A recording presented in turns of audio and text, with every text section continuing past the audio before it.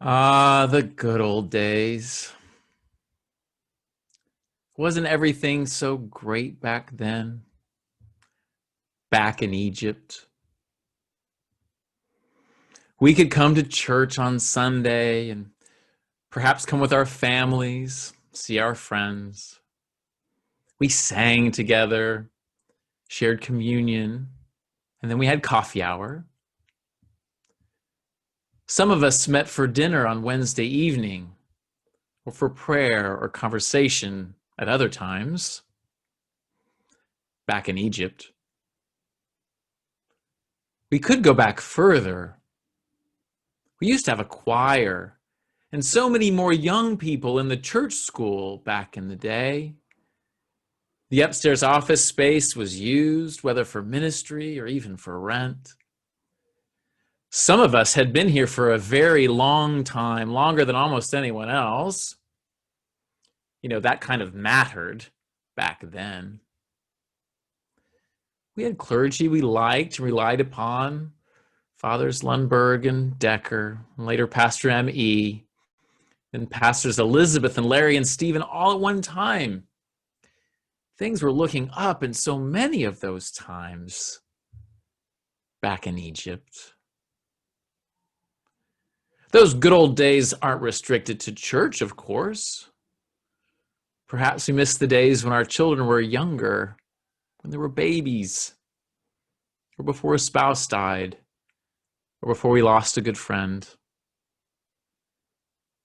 Maybe we remember our best years in college, or at the height of our careers. Or maybe we miss those simpler times, at least times when people knew how to disagree civilly, and there were some rude things that few people would ever say out loud. Back in Egypt. Does any of that sound familiar to you? Do you ever catch yourself sounding like those Israelites, thinking things were better back in Egypt? What are the Egypts that you are longing for? If you are feeling a little down after that recitation, and sorry for that, well, perhaps that's how those Israelites were feeling. It's easy to remember the good times and maybe overlook the bad back in Egypt. And there were good times.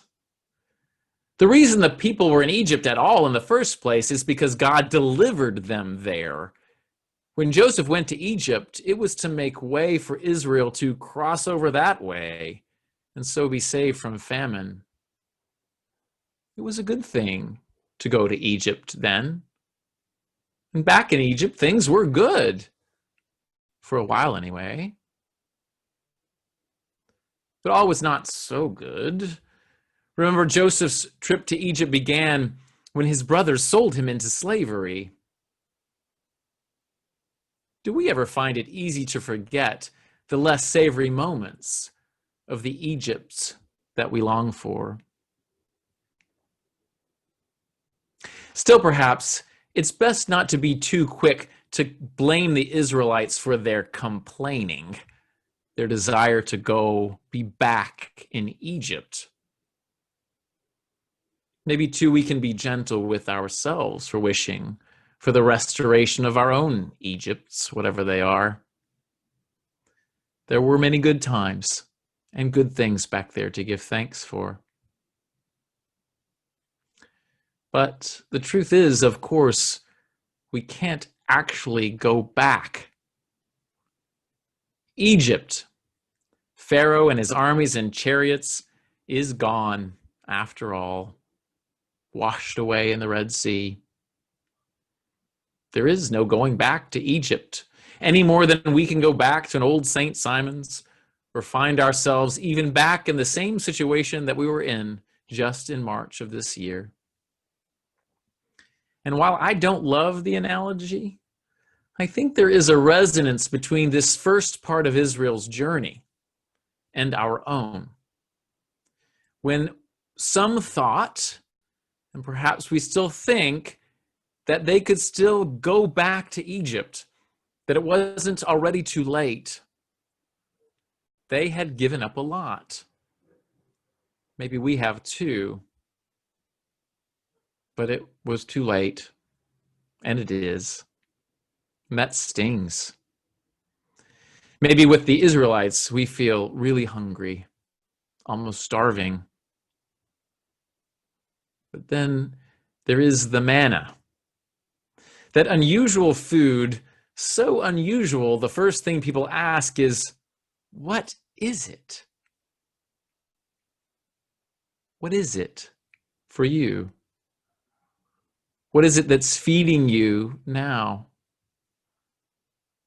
Maybe it is Zoom prayer on Sunday or Wednesday, or the pleasure of feeding people in summer suppers,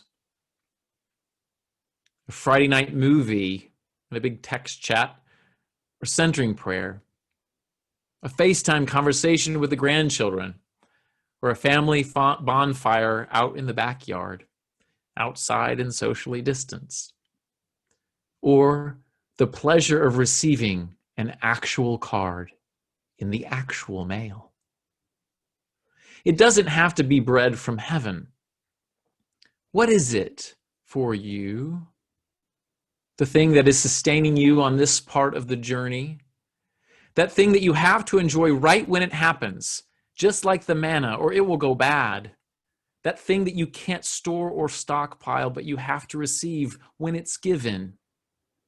What is it that is providing just enough for you to keep going, keep walking, keep looking toward the promise God has in store?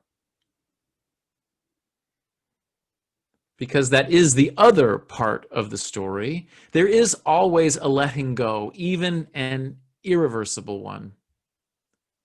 There is no Egypt back there anymore.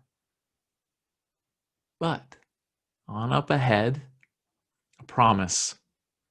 As if God is beckoning us, sustaining us with just what we need, and encouraging us to keep on going. Sinai is ahead, and freedom, the way to be God's people. And there is a new way of being church coming, and some new leaders, one in particular here at St. Simon's.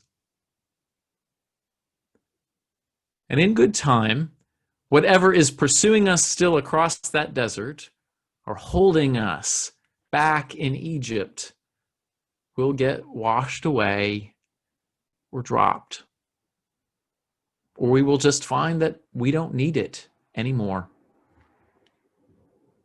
In fact, we may discover that it gets a little easier, the steps on the journey a little lighter, when we were able to leave all our Egypts behind, take in what sustains us now, and trust where God is leading us. Admittedly, it took Israel 40 years, but I think we will get there before we know it, and probably sooner than we think.